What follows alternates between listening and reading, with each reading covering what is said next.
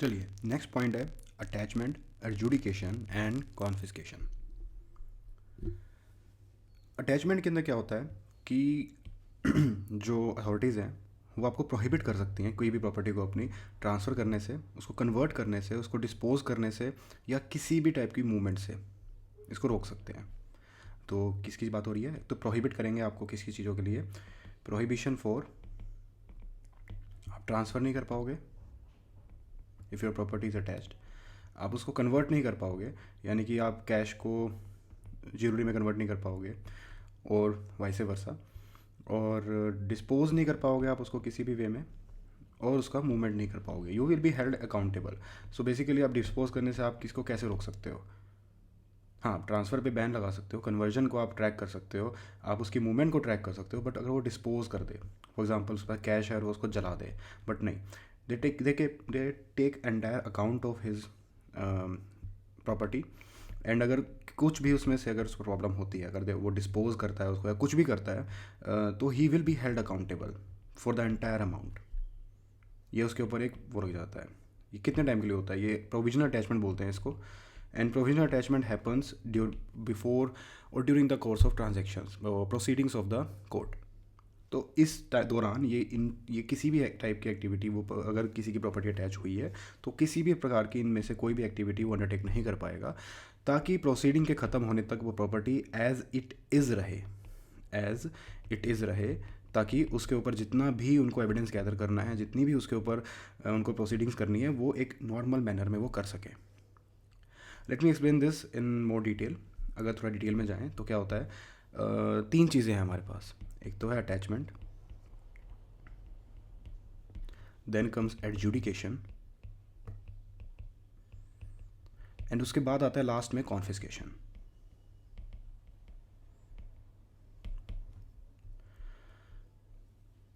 Attachment is done by director और not below any officer who is not below the rank of deputy director, जिसको हम short में DD बोलेंगे।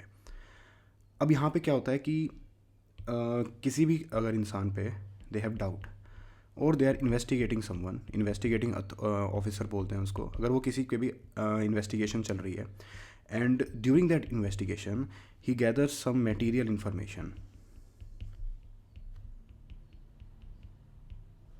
And based on such material information he draws और he comes to a conclusion कि such person might be, अभी वो alleged है, अभी उसका कोई भी क्राइम प्रूव नहीं हुआ है, but allegedly he might be involved in the process of money laundering और he is in a possession of proceeds of crime. तो उस केस में उसकी जितनी प्रॉपर्टी है, अगर उसके घर में कैश मिला है या उसके पास जो भी है, उसका ज्वेलरी है या कोई एसेट है या कोई इमोरल प्रॉपर्टी है या कोई कॉर्पोरियल और इनकॉर्पोरियल है या फिर कुछ इंटेंजिबल है या फिर कुछ डीड्स एंड डॉक्यूमेंट्स है, एनीथिंग जिसके बारे में हमने प्रॉपर्टी की डेफिनेशन में बात की थी, तो उस चीज़ को प्रोविजनली अटैच किया जा सकता है। ओके, और ये प्रोविजनल अटैचमेंट होगा 180 डेज, जो कि upon conclusion of the trial, अगर वो गिल्टी नहीं साबित होता तो एज इट इज़ उस प्रॉपर्टी को फ्री कर दिया जाएगा, रिलीज़ कर दिया जाएगा, और फिर वो इन एनी मैनर उस प्रॉपर्टी को यूज़ कर सकता है। जैसे कि हमने जो भी उसके ऊपर बैन लगाए थे, फॉर एग्जांपल वो ट्रांसफ़र नहीं कर पा रहा था, वो डिस्पोज नहीं कर पा रहा था, वो कुछ भी नहीं कर पा रहा था उस प्रॉपर्टी का, तो वो चीज़ वो कर पाएगा उसके बाद, he will be allowed. So this is how it goes. अब अगर आगे चलें, उसके बाद नेक्स्ट स्टेप आता है हमारे पास एडजुडिकेशन।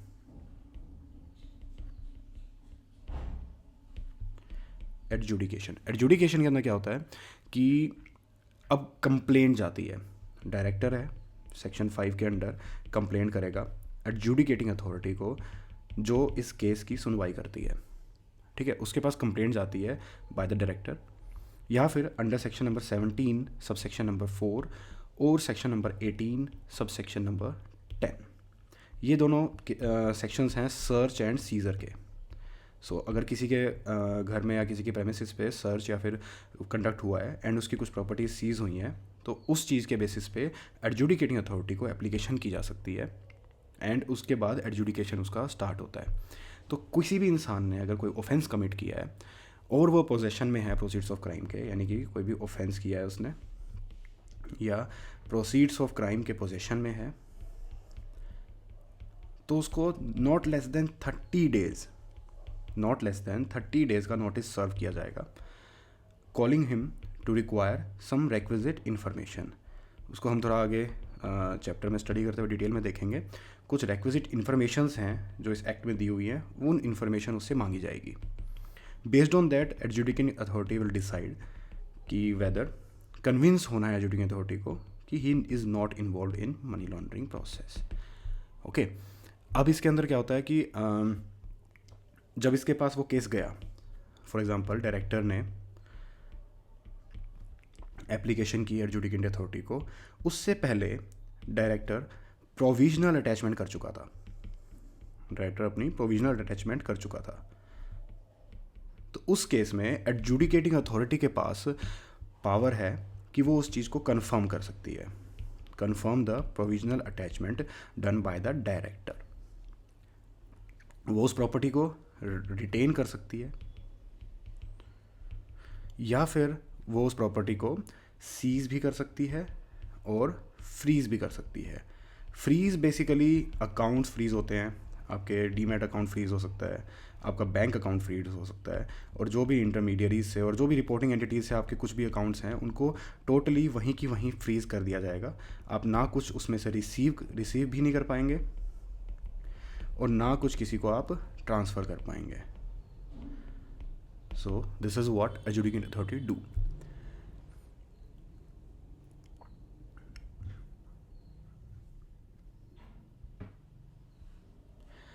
अगर किसी भी वजह से, किसी भी रीज़न से अगर प्रैक्टिकेबल नहीं है कि उस प्रॉपर्टी को पोजेस किया जा सके, if it's not practical to possess the property, तो उस केस में वी कैन से कि कॉन्फिस्केशन जो होता है प्रॉपर्टी का,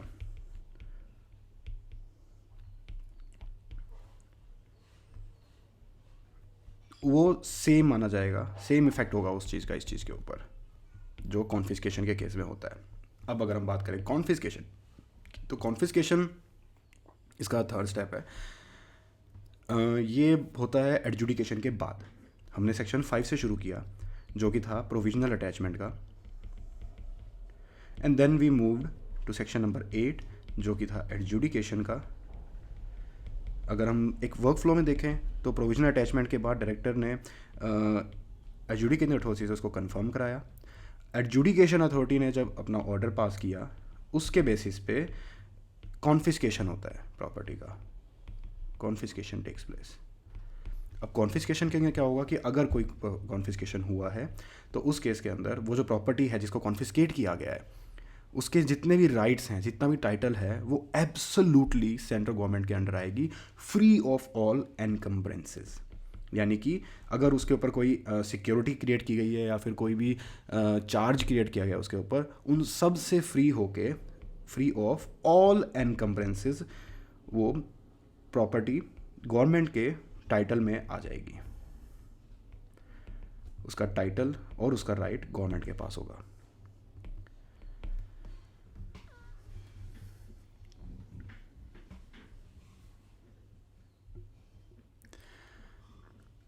और अगर स्पेशल कोर्ट की अगर हम बात करें, स्पेशल कोर्ट जो इसके ट्रायल्स कंडक्ट करती हैं, और एडजुडिकेशन अथॉरिटी, अगर उनका ओपिनियन है, अगर इनके ओपिनियन के अंदर किसी भी चीज़ के ऊपर कुछ एनकम्ब्रेंसेस क्रिएट किए गए हैं जो कि इस कॉन्फिस्केशन को अवॉइड करने के लिए हैं, specifically to avoid confiscation, they all will be considered null and void.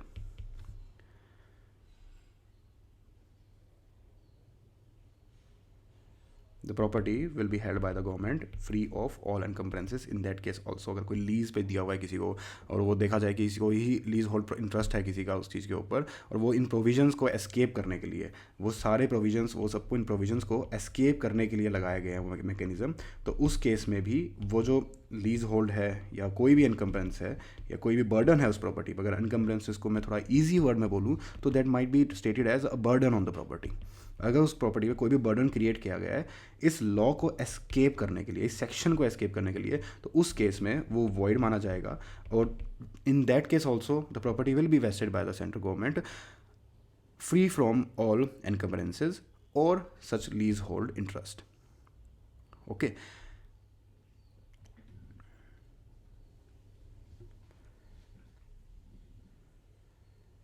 Next चलते हैं। अब अगर इसको थोड़ा डिटेल में देखेंगे हम, ओके, तो let's go back to the study material.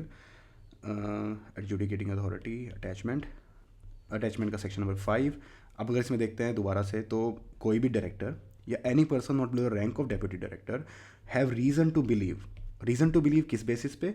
On the basis of material in his possession, कि कोई भी पर्सन पोजेशन में है प्रोसीड्स ऑफ क्राइम के, और डायरेक्टर को लगता है कि वो उस प्रोसीड्स को कंसील कर सकता है या उसको ट्रांसफ़र कर देगा या किसी भी मैनर में डील करेगा जिससे प्रोसीडिंग्स के ऊपर गलत इम्पैक्ट आए, एक स्मूथ मैनर में प्रोसीडिंग्स हमारी कंडक्ट ना हो पाए। तो यहाँ पे हमने बात की सबसे पहले कि ही is in possession of proceeds of crime, और हमें डर है, डायरेक्टर को डर है कि वो उसको छुपा देगा या उसको ट्रांसफ़र कर देगा या किसी भी मैनर में डील करेगा जिससे कोर्ट की प्रोसीडिंग्स फ्रस्ट्रेट हो सकती हैं, यानी कि डिस्टर्ब हो सकती हैं। अब प्रोविजनल अटैचमेंट कितने टाइम के लिए करेगा? तो ये मैंने आपको बताया जैसा कि 180 डेज़ के लिए प्रोविजनल अटैचमेंट होगा। उसके बाद अब देखते हैं कि कंडीशंस क्या क्या होंगी। ऐसे ही नहीं डायरेक्टर प्रोविजनल अटैचमेंट अपने बेसिस पे कर पाएगा, क्योंकि हमारे लीगल सिस्टम के अंदर एक सिचुएशन होती है कि कोई भी अगर कुछ भी कर रहा है, even if he is designated by the government to do the thing, have to prove that he is justifiable in doing that particular thing to be just and fair under the law, क्योंकि every person is innocent until proven guilty and abuse of power ना हो। इसीलिए directors को या किसी भी officer को directly कुछ भी करने का राइट नहीं होता। They have to take permission to remove impartiality, कोई अपने पर्सनल ग्रजेस को सेटिस्फाई ना करे अपने पावर की बेसिस पे, बेसिकली मिसयूज़ ऑफ पावर को बचाने के लिए। तो सबसे पहला पॉइंट आता है कि एक मैजिस्ट्रेट को अपनी रिपोर्ट फॉरवर्ड करेगा under section number 173 of the code of criminal procedure. यहाँ ध्यान देंगे हमारे एक्ट के अंदर जितने भी हम लॉ में एक्ट पढ़ते हैं, दो टाइप के ऑफेंसेस होते हैं जिनके अंडर चीज़ें कवर होती हैं। This is covered under the criminal procedures, और एक होता है सिविल प्रोसीजर्स। कुछ सिविल एक्टिविटीज़, सिविल ऑफेंसेस जो होते हैं, जो हम बाकी एक्ट्स के अंदर पढ़ते हैं, उनके अंदर अलग चीज़ें होती है, अलग प्रोविजन अप्लाई होते हैं, अलग रिजिडनेस होती है, और यहाँ अलग होती है। तो यहाँ पे ध्यान देंगे क्योंकि obviously proceeds of crime involve है, तो these are covered under the code of criminal procedures 1973। तो सबसे पहली बात हमने देखा रिपोर्ट फाइल की जाएगी मैजिस्ट्रेट को। दूसरा पॉइंट हमारे पास आया कि रिपोर्ट कौन फाइल करेगा। रिपोर्ट फाइल करेगा कोई भी पर्सन जो इन्वेस्टिगेशन के लिए ऑथराइज था, जैसे कि मैंने बात की इन्वेस्टिगेशन ऑफिसर, जिसको मैंने आईओ बोला था। वो बंदा मैजिस्ट्रेट के पास जाएगा उनका कॉग्निजेंस लेने के लिए फॉर द शेड्यूल ऑफेंस। और एक सिमिलर अगर इन केस अगर इंटर कंट्री अगर वो ऑफेंस है, जिसको हम आगे और डिटेल में पढ़ेंगे कॉरस्पॉन्डिंग लॉ के बारे में, अगर इंटर कंट्री ऑफेंस है तो उस केस के अंदर कॉरस्पॉन्डिंग लॉ किसी और कंट्री का है तो वहाँ भी उसको रिपोर्ट फाइल करनी पड़ेगी अपनी, क्योंकि फ्यूचर में उसको उनकी ज़रूरत पड़ेगी, उनसे कुछ इन्फॉर्मेशंस लेनी पड़ेगी, कुछ एविडेंसेस गैदर करने पड़ सकते हैं। तो ये तीनों चीज़ों को वो स्टेप बाय स्टेप बाद में अलग से ना करना पड़े, तो वो शुरू से ही उसको लेके चलते हैं। तो सबसे पहली बात रिपोर्ट फाइल करेंगे मैजिस्ट्रेट को। कंप्लेंट कौन फाइल करेगा? सबसे पहले देखा हमने किसको, मैजिस्ट्रेट को। कौन करेगा? और इन्वेस्टिगेशन ऑफिसर। और साथ में किसको इंक्लूड करना है? अदर कंट्री को। ओके, तो आगे चलें। अब अटैचमेंट ऑफ प्रॉपर्टी की बात होती है। अगर इन केस यहाँ पे एक प्रोवाइजो दिया हुआ है, प्रोवाइजो अगर देखें तो इट प्रोवाइड्स कि अगर ये सारा प्रोसेस फॉलो करने के चक्कर में अगर कोई प्रोसीड्स की कुछ ऐसी प्रॉपर्टी है जिसको तुरंत वो करना ज़रूरी है, प्रोविजन अटैच करना ज़रूरी है, वरना वो मीन टाइम में कुछ ना कुछ देर रिस्क कि कुछ ना कुछ प्रॉब्लम आ सकती है, तो इन दोज एक्सेप्शनल सर्कमस्टांसिस भी डायरेक्टर कभी कभी कर सकता है, बट हाँ उसको बाद में उनका अप्रूवल लेना पड़ेगा।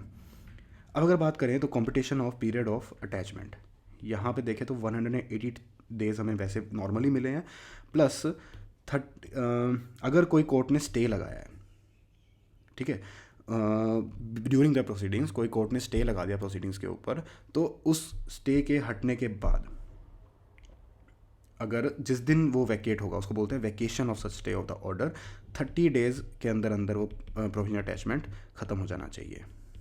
तो बेसिकली हमें मिलते हैं 180 days. In case in along the period of that 180 days बीच में कोई स्टे लगता है हाई कोर्ट के थ्रू, यहाँ पे सिर्फ हाई कोर्ट मैंशनड है, अगर हाई कोर्ट ने कोई स्टे लगाया है तो आफ्टर दैट स्टे वैकेट्स तो 30 डेज़ के अंदर अंदर वो प्रोविजनल अटैचमेंट ख़त्म कर दिया जाएगा। Attachment will be over. Okay, next point आता है forward the copy of attachment to the adjudicating authority, जो कि मैंने आपको बताया सेक्शन 8 के अंडर। तो ये फॉरवर्ड किया जाएगा अलॉन्ग विद, मतलब एक तो copy of order, copy of attachment along with the material information, first thing. Second, along with the material information in his possession, जिसके बेसिस पे उसने रीजनेबल डाउट उस पर क्रिएट किया और क्या उसने उस रीजनेबल डाउट के बेसिस पे अटैच किया, that would be forwarded to the adjudicating authority. Okay, उसके बाद आते हैं period of validity of attachment, then again 180 days. और इसमें एक बहुत ही इंपॉर्टेंट पॉइंट है जिस पे क्वेश्चन भी बनते हैं एग्जाम के अंदर, no effect on the right to enjoy the property. इसमें इसका कहने का मतलब ये है कि अगर कोई भी बंदा के अंदर कोई इंटरेस्ट है उस प्रॉपर्टी के अंदर, for example if you talk about an asset, any asset movable और इमूवेबल, अगर उसके ऊपर उसने लीज पे दी हुई है and someone is using that property on lease, like he might B running a business, और अगर प्रोविजनल अटैचमेंट के बाद उसका बिजनेस भी बंद करने को बोलें and he might B innocent, तो उस केस में एक बहुत ही ह्यूज लॉस होगा किसी इनोसेंट इंसान के लिए। तो in that case he is free to enjoy the property. क्योंकि यहाँ पे अगर हम ध्यान से देखें तो हमने इस पर रोक लगानी है कि वो अटैचमेंट का अगर हमारा मोटिव देखें डेफिनेशन के अंदर भी, तो वो उसको ट्रांसफ़र नहीं कर सकता, कन्वर्ट नहीं कर सकता, डिस्पोज नहीं कर सकता। Movement of property basically allowed नहीं है, बट अगर ऑलरेडी कोई उसके ऊपर लीज पे है या कुछ कर रहा है तो ये लीज में उस आदमी का उस प्रॉपर्टी को यूज़ करना does not fall into any of this criteria. तो ही इज़ फ्रीली अलाउड कि वो उस प्रॉपर्टी को यूज़ कर सकता है। Provisional attachment will not impact anything. हाँ, इन केस कॉन्फिस्केशन किया जाता है, अगर कॉन्फिस्केशन होगा उस केस में he won't be able to use the property, because हमने जैसा पढ़ा कि it will be vested by the government free of all encumbrances even if it's leasehold property. ओके, आई होप आपके दिमाग में एक मेंटल इमेज बन रही होगी इन चीज़ों को लेके, क्योंकि यूजुअली ये जो अटैचमेंट और ये एडजुडिकेशन, ये थोड़े से पॉइंट है, इसमें कभी कभी एग्जाम के अंदर थोड़ा बहुत कन्फ्यूजन हो जाता है, क्योंकि एग्जाम में हम वैसे भी वल्नरेबल माइंडसेट में होते हैं एंड थोड़ा सा भी अगर प्रॉब्लम होती है, कुछ भी अगर हमें अनयूजुअल लगता है तो वी गेट स्कैर्ड, और फिर जैसे ही हम डर जाते हैं तो हमारा माइंड स्कैटर होना शुरू हो जाता है और वो एक कॉन्सेप्ट से दूसरे कॉन्सेप्ट पे जंप करना शुरू कर जाता है जो भी उसको सिमिलर लगता है। That's why we make mistakes in exams. कभी कभी ऐसा होता है कि हम बहुत होपफुल होकर एग्जाम से बाहर निकलते हैं कि हाँ अब तो 60-70 आराम से आएंगे, बट ऐसा नहीं हो पाता। उसका रीज़न यही होता है, when we panic we make mistakes and more often silly mistakes. So better है कि आप जितने भी सिलेबस है उसको एक कंपाइल्ड मैनर में करें, divide the entire syllabus and उसको एक इंक्लूड करके चलें पूरे उसके अंदर, ताकि आपको प्रॉब्लम ना आए। I am making my own book and जिसके अंदर कि मैंने इन्हीं चीज़ों का ध्यान रखा है। इसके बाद मैं एक रिवीजन वीडियो भी शेयर करने वाला हूँ जिसके अंदर I will explain every concept with this thing. अब जैसे फॉर एग्जांपल अटैचमेंट है, एजुडिकेशन है, ये जो टॉपिक्स है इनको मैंने एक ही पेज पे कंपाइल किया है जिससे आप एक प्रोसेस फ्लो में उस चीज़ को समझ पाएँ कि this is how attachment takes place, and फिर हम एडजुडिकेट करते हैं उस चीज़ को एंड देन कॉन्फिस्केशन किया जाता है। सेक्शन 5 आया, सेक्शन 5 से जो प्रोसेस एंड हुआ वो सीधा पहुंचा सेक्शन 8 के पास। सेक्शन 8 के एंड में आके हमारे पास बात हो रही है कॉन्फिस्केशन की, जहाँ से हमारे पास शुरू होता है कॉन्फिस्केशन का प्रोसेस। तो this helps you make a complete mental image. अगर आप स्टडी मेट में देखेंगे तो this all part is covered in many pages, जिससे उसका ट्रैक रखना मुश्किल हो जाता है। When you are reading this point and then by the time you reach this point, अब काफ़ी चीज़ों का ट्रैक उसमें पीछे छूट जाता है। सो बेटर है या तो इस नोट से आप रेफ़र कर सकते हैं, I will share the link in the description. या फिर आप अपना खुद के नोट्स भी इसी फॉर्म में बना सकते हैं, that will be helpful for you in exam, ताकि कन्फ्यूजन ना हो। लास्ट मिनट रिवीजन पे अगर आप इस पेज को या फिर किसी भी अपने इन नोट्स को ध्यान से अगर आप एक बार एक मेंटल इमेज बनाने के लिए ग्लांस भी देंगे इस पेज को, तो it will be helpful for you for the exams. So let's continue with the chapter. उसके बाद हमारे पास शुरू होता है complaint against the attachment of the order.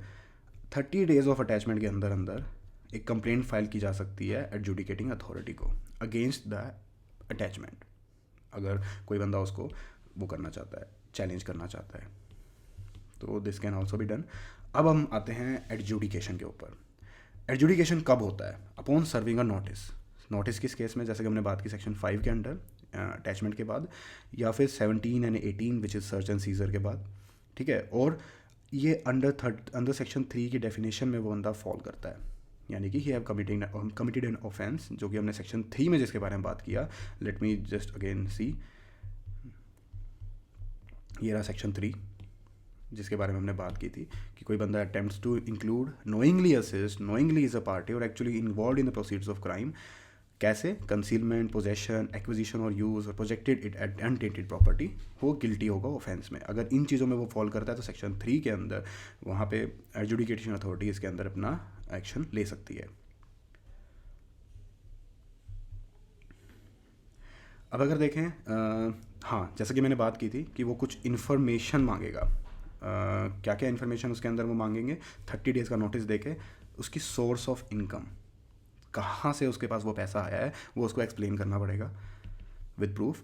उसके बाद उसकी अर्निंग ऑफ और एसेट्स क्या क्या है उसकी, उसने कितना कमाया है, कहाँ से कमाया है और कहाँ कहाँ लगाया है। तो अगर हम देखें इसको, कितना कमाया उसने, कितना, कहाँ से एंड कहाँ कहाँ लगाया, ये 3 चीज़ें उसको बतानी होगी। और किस किस तरीक़ों से उसने उसको एक्वायर किया प्रॉपर्टी को, जिसको हम अटैच करने वाले हैं, या फिर सीज्ड और फ्रोज़न हो रही है अंडर सेक्शन 17 एंड 18, ठीक है। ये है seized section number 17 and frozen section number 18। Frozen basically जैसे मैंने आपको बताया कि अकाउंट्स एंड ये जितने भी अकाउंट्स होते हैं ये सब होते हैं, ये फ्रीज़ कर दिए जाते हैं, जिसमें से आप कुछ निकाल नहीं सकते और कुछ डाल नहीं सकते।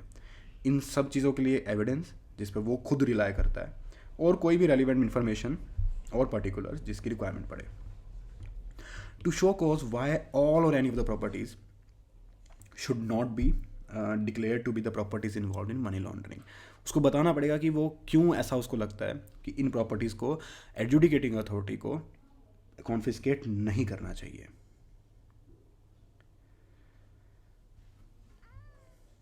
अगर किसी ने कोई प्रॉपर्टी को ओन किया हुआ है किसी और के बिहाफ में, तो उस जिसने उस प्रॉपर्टी को होल्ड किया हुआ है किसी और के बिहाफ में, उसको भी नोटिस जाएगा। और इन केस अगर जॉइंट होल्डिंग है प्रॉपर्टी की, तो जॉइंट होल्डिंग है प्रॉपर्टी की, तो सारे जॉइंट पर्सन्स के ऊपर, सारे जॉइंट होल्डर्स के ऊपर वो नोटिस भेजा जाएगा।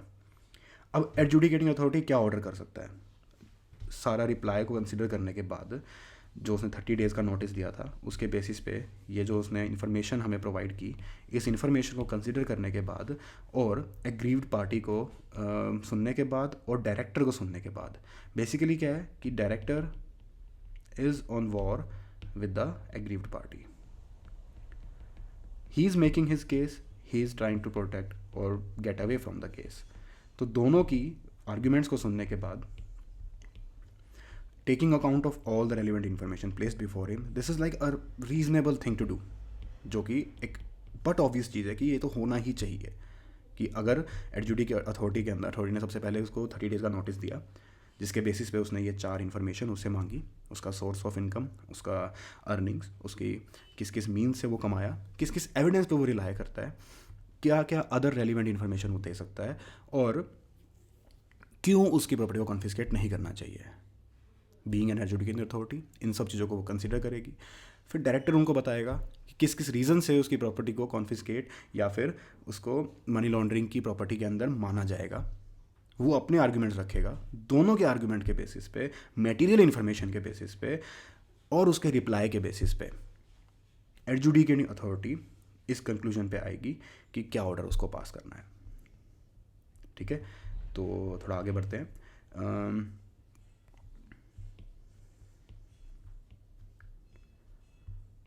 अगर प्रॉपर्टी का किसी और पर्सन के ऊपर क्लेम है जिसके पास नोटिस नहीं गया है, तो उसको भी अपॉर्चुनिटी ऑफ बीइंग हर्ड दी जाएगी।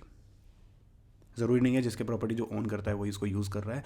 सम other people might be interested. For example, अगर हमने किसी को प्रॉपर्टी लीज पे दी हुई है, he is interested in that property, और उसकी भी ओपिनियन को या फिर किसी और का क्लेम हो लाई करता है उस प्रॉपर्टी के ऊपर जो कि डिस्प्यूटेड है मे बी, या किसी भी फॉर्म में कुछ भी हो सकता है, उस केस में basically someone is claiming over the property for any reason, तो उस इंसान को भी अपॉर्चुनिटी ऑफ बीइंग हर्ड दिया जाएगा। एंड उसके बाद आता है हमारे पास order of attachment of the property. अगर जब एडजुडिकेटिंग अथॉरिटी डिसाइड कर लेता है कि प्रॉपर्टी इन्वॉल्व है एक्चुअली मनी लॉन्ड्रिंग के अंदर, तो वो एक ऑर्डर देगा राइटिंग में कंफर्म करने के लिए अटैचमेंट और रिटेंशन ऑफ प्रॉपर्टी, यानी कि जो कि हमने बात की section 17, section 817, sorry section 5, section 17 and section 18, इन तीनों सेक्शंस को एडजुडिकेटिंग अथॉरिटी कंफर्म कर देगी। तो seized property, frozen property, attached property, दोबारा देखें, seized property, frozen property, attached property, इन तीनों केसेस को, तीनों चीज़ों को जो कि सेक्शन 8 के पास आने से पहले अकर हो चुकी है, उनको कंफर्म कर देगी कि okay these are reasonable, these are okay and go ahead with this. अब नेक्स्ट पॉइंट आता है हमारे पास period for attachment, retention, freezing of the seized और फ्रोजन प्रॉपर्टी और द रिकॉर्ड। अटैचमेंट, ये जो फ्रीजी या जो पीरियड ऑफ अटैचमेंट है इनके पास आने के बाद वो कब तक चलेगा? ये चलेगा इन्वेस्टिगेशन के ड्यूरिंग, पूरी इन्वेस्टिगेशन के दौरान ये चलेगा, जो कि 365 डेज़ से ज़्यादा नहीं हो सकता, या फिर pendency of the proceeding related to an offence under this act before a court और under the corresponding law of the country, यानी कि किसी भी और लॉ में। फॉर एग्जांपल अगर हम बात करें तो अगर जैसे कि हमने डेफिनेशन में पढ़ा था, डेफिनेशन के बाद हमने पनिशमेंट सेक्शन नंबर 4 के अंदर हमने पढ़ा था कि अगर वो NDPS एक्ट के अंदर आता है तो उसकी सज़ा होती है 10 ईयर्स तक की। ओके, तो अब अगर मनी लॉन्ड्रिंग इन्वॉल्व है and that's because of the NDPS act, तो प्रोसीड्स हैं उसकी वो NDPS एक्ट यानी narcotic drugs and psychotropic substances act के अंडर कवर्ड है, तो एक साइमल्टेनियसली पैरेलल 2 केस चल रहे होंगे। फर्स्ट ऑफ ऑल हमारे पास चल रहा होगा मनी लॉन्ड्रिंग के रिगार्डिंग, और दूसरा होगा रिगार्डिंग उसके सोर्स ऑफ इनकम के, यानी कि उसके ड्रग स्मगलिंग के या फिर इस टाइप की किसी भी चीज़ों के लिए। तो अगर वो केस भी चल रहा है तो पहली लिमिट हमें दी गई है 365 डेज़ की, और अगर ये प्रोसीडिंग भी पेंडिंग है तो इसके ख़त्म होने तक ये अटैचमेंट, ये सीजर और ये फ्रोजन कंटिन्यू रहेगा एज द केस में बी। उसके बाद आता है become final after an order of, और ये सब फाइनल हो जाएगा after order of confiscation is passed. अब ऑर्डर ऑफ कॉन्फिस्केशन कब पास होता है, कैसे पास होता है, उसको हम आगे देखने वाले हैं। So let's move ahead. अब अगर 365 डेज हमें काउंट करने हैं, तो जिस टाइम पे investigation stayed by any court है, यहाँ पे ध्यान से देखेंगे, यहाँ पे एनी कोर्ट आता है, timing in force shall be executed. So these are the little differences जिसकी वजह से हमें कन्फ्यूजन्स होती हैं। अब वहाँ पे हमने हाई कोर्ट के बारे में पढ़ा था अटैचमेंट के अंदर, और वो भी 30 डेज़ उसके बाद उस चीज़ को ख़त्म कर दिया जाएगा। लेकिन यहाँ पे कोई डेज़ मेंशन नहीं है, स्टे होगा, उसके बाद आगे हैजरीज वोटिंग शुरू हो जाएगी। उसमें था कि हाई कोर्ट ने स्टे लगाया तो उसके 30 डेज़ के अंदर अंदर provisional attachment will be over, but इस केस में ऐसा कोई डे की लिमिट नहीं है, इसमें 365 डेज़ है और स्टे के बारे में बताया है।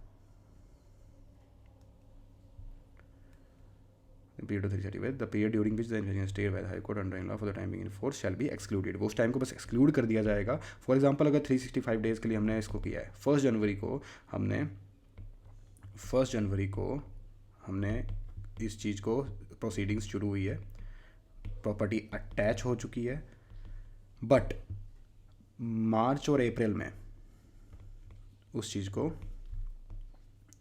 स्टे लगा दिया गया by, again I am saying, any court. Attachment में हमने बात की थी हाई कोर्ट के बारे में, यहाँ हम बात करें एनी कोर्ट, और उस केस के अंदर अगर किसी भी कोर्ट ने उस पर स्टे लगा दिया है तो 2 महीने उसमें से एक्सक्लूड हो जाएंगे। जहाँ ये प्रोसीडिंग का टाइम हमें अलाउड था till 31 December will become somewhere a date of March next year.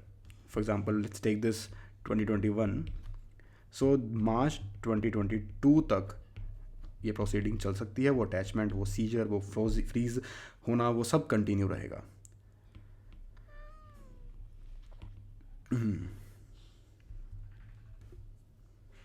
अब अगर देखें final order on confirmation of the commission of the act,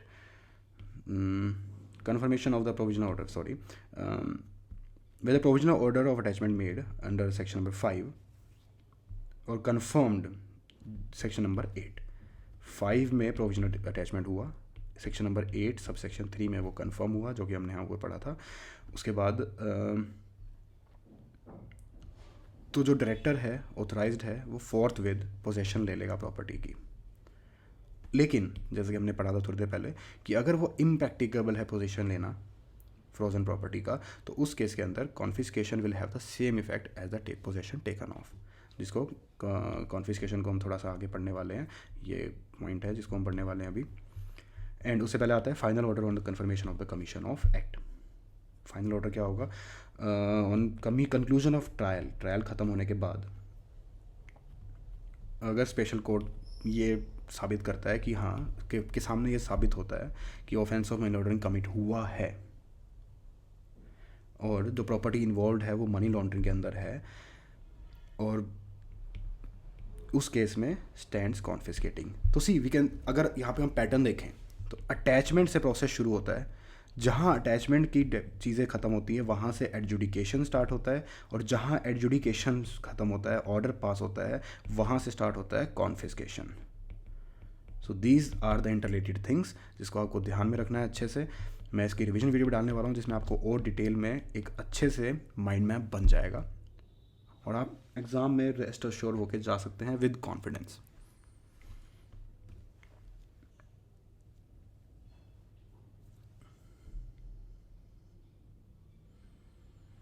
लेकिन अगर दूसरी चीज़ें ये हो सकती है, दो सर्कमस्टांस होंगे। अगर कोर्ट ने फाइंड आउट किया कि हाँ मनी लॉन्ड्रिंग का ऑफेंस कमिट हुआ है तो उस केस में कॉन्फिस्केशन होगा, और अगर उनको लगता है कि मनी लॉन्ड्रिंग का कोई भी ऑफेंस कमिट नहीं हुआ है तो उस केस के अंदर उस प्रॉपर्टी को रिलीज़ कर दिया जाएगा एंड वो पर्सन जो उसके लिए एंटाइटल्ड है उस तक वो प्रॉपर्टी पहुंच जाएगी, यानी वो उसको फ्रीली यूज़ कर सकता है। उसके बाद वो उसको ट्रांसफ़र कर सकता है, उसको जैसे भी डिस्पोज ऑफ कर सकता है, कैसे भी उसको फ्रीली यूज़ कर सकता है, वो उसकी प्रॉपर्टी है।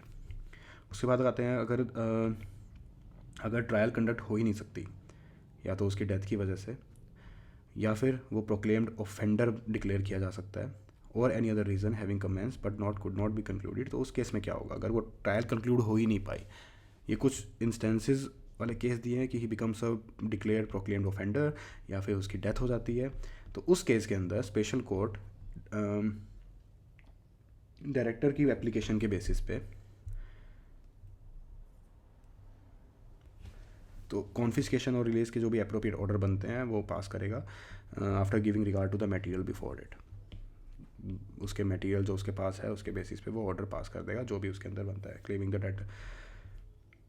तो there is such case the special court shall on application moved by the director or person claiming to be entitled to the possession of the property in respect of such an order has been passed under section number 8 subsection number 3 pass appropriate orders। Appropriate orders की बात की है, वो जो भी उसको circumstance में उस कंडीशन में अप्रोप्रिएट लगेगा वो ऑर्डर वो पास कर देगा। उसके बाद आता है हमारे पास जहाँ पे property is stands confiscated bye the central government, section number 8 sub section number 5। अब अगर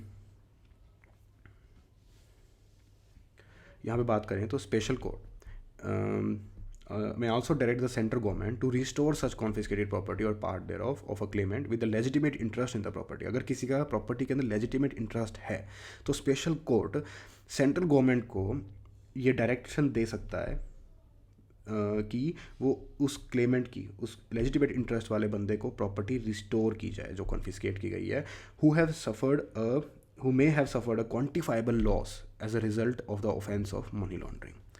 अगर कोई अलग पार्टी है लाइक सम प्रॉपर्टीज को ओन्ड, या फिर he have received the property from a person जो क्रिमिनल ऑफेंस में अंडर फॉल करा एंड उसकी वजह से उसकी प्रॉपर्टी पर कोई इम्पैक्ट हो रहा है, या फिर उसकी वजह से उसको कोई क्वांटिफाइबल लॉस हो रहा है, तो government will restore that property to the innocent person. इन चीज़ों का भी ध्यान में रखा गया है ताकि किसी को अनजस्ट वे में किसी भी प्रकार का नुकसान ना पहुँचे। Provided the special court shall not consider such claim unless it is satisfied that the claimant has acted in good faith and suffered the loss despite having taken all reasonable precautions and is not involved in the offense of money laundering.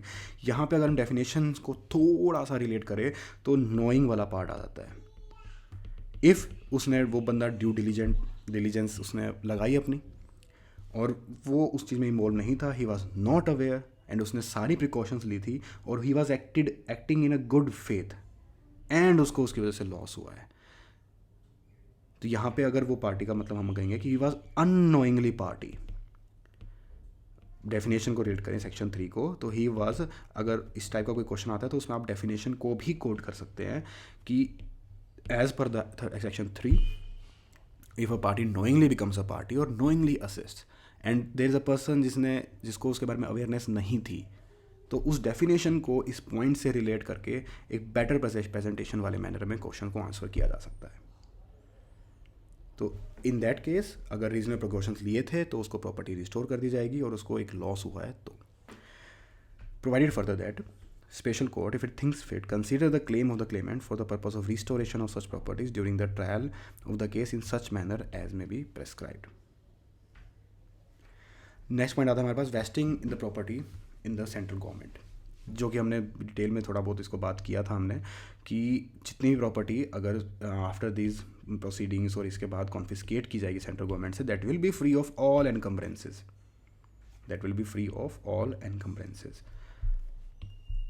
Next point आता है however special court और the adjudicating authority as the case में be after giving an opportunity of being heard to any person interesting in the property attached under this chapter, यानी कि this is property and this is owner but there is someone else who is interested in this property in any manner, जिसको कि हमने attach किया है, seize किया है या फिर फ्रीज किया है. उस केस के अंदर is opinion that any encumbrances on the property और leasehold interest has been created with a view to defeat the provisions. अब ये जो इंटरेस्ट क्रिएट किया गया है ऑनर के through, that was done to defeat the provisions of the act, यानी कि उस चीज़ को एस्केप करने के लिए, उस चीज़ से बचने के लिए, तो उस केस में this created interest will be considered void.